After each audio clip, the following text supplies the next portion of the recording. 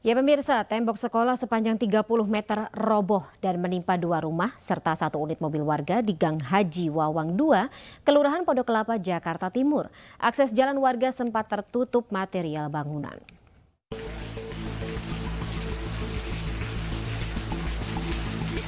Hujan disertai angin kencang, tembok sekolah sepanjang 30 meter roboh dan menimpa 2 rumah serta 1 unit mobil warga di Gang Haji Wawang 2, Kelurahan Pondok Kelapa, Jakarta Timur. Akses jalan warga sempat tertutup material bangunan. Warga dan sejumlah pekerja proyek berupaya membersihkan puing-puing agar akses jalan kembali dapat dilalui pengguna jalan. Akibat robohnya tembok, 2 rumah mengalami kerusakan pada bagian atap.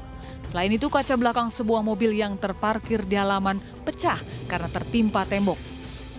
Sebelumnya, warga telah memperingatkan kondisi tembok yang miring karena adanya proyek pembangunan sekolah. Emang ini tembok lama. Di dalam ini kan lagi ada pembangunan SMP Embun Pagi. Memang sebelum dibangun ini pembangunan, warga itu sudah ada permintaan mengingatkan kepada yayasan sebelum dibangun untuk tembok ini mohon diperhatikan karena tembok ini sudah miring.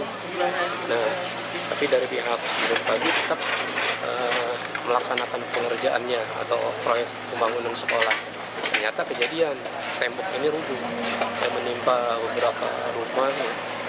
Walaupun cuma depannya aja, terus ya rumah saya juga kena juga. Tidak ada korban jiwa dalam peristiwa ini. Kini warga menunggu pihak sekolah untuk memberikan ganti rugi. Kita ke informasi lainnya pemirsa, sejak Oktober hingga November 2022, Kejaksaan Agung total telah menggeledah 9 lokasi terkait dugaan korupsi BTS 4G, termasuk kantor Kemenkominfo. Pihak swasta yang turut digeledah, PT Adiawansa Telecommunications and Electrical, enggan berkomentar lebih lanjut. Berikut penelusuran dari Abraham Silaban.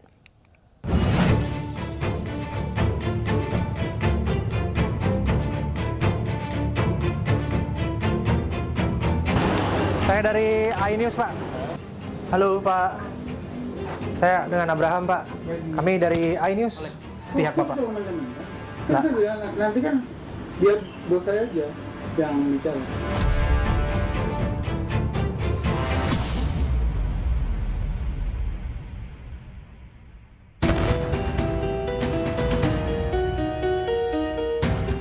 Kasus dugaan korupsi base transceiver station BTS 4G Kominfo dengan anggaran jumbo yakni 10 triliun rupiah masih dalam tahap penyidikan. Desakan ICW agar Menkominfo Johnny G. Plate diperiksa bukanlah hal yang tidak mungkin dilakukan bagi Kejaksaan Agung. Bagaimana kemudian tanggung jawab Menteri Kominfo di sana? Ya.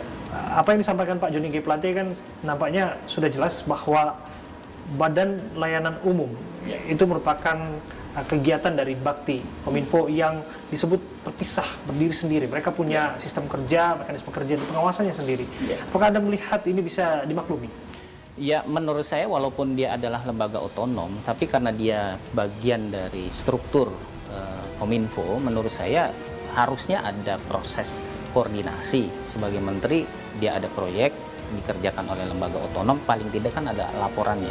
Karena bagaimanapun ini menyangkut bangsa gitu ya, menyangkut masyarakat. Masa sih tidak ada laporan sama sekali soal itu gitu, apalagi sampai mengalami keterlambatan.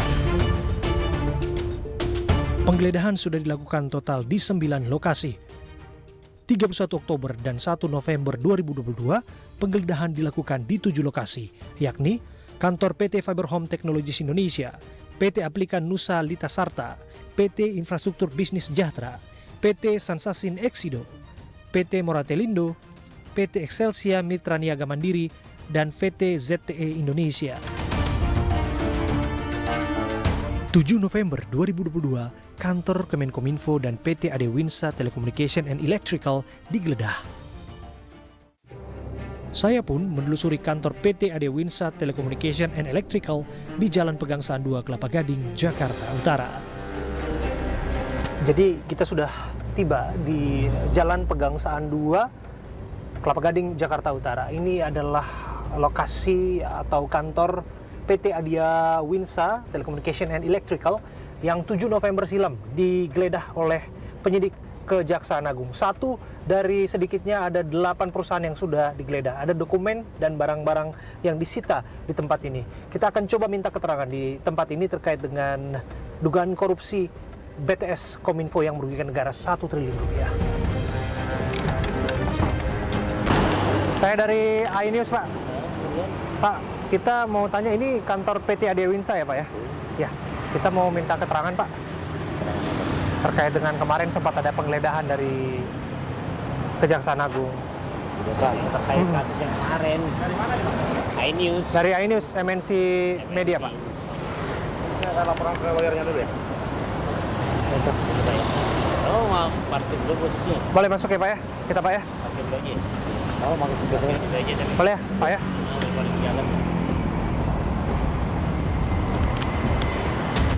Halo, Pak. Sangat disayangkan, upaya saya untuk meminta klarifikasi dari pihak perusahaan bertepuk sebelah tangan. Upaya media di sini untuk meminta keterangan itu ditolak mentah-mentah oleh pihak Bapak.